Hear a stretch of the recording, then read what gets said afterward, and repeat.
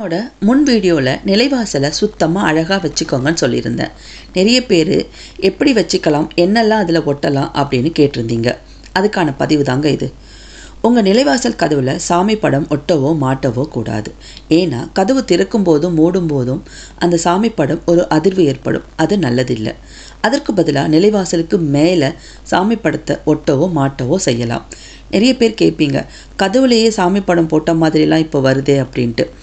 அதுதாங்க வேண்டாம். எல்லாருக்கும் எல்லா விஷயமும் ஒத்துப்போகாது இல்லையா? அதனால் பொதுவாக இது வேண்டாம் அப்படின்னு சொல்கிறேன்.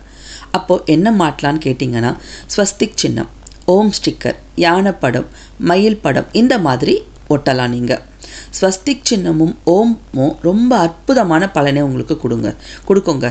நெகட்டிவிட்டியை சேர விடாது. வீட்டில் வாசலில் மஞ்சள் வைக்கிறவங்க மஞ்சள் வையுங்க, தோரணம் கட்டுறவங்க தோரணம் கட்டுங்க. இந்த பதிவு பிடிச்சவங்க லைக்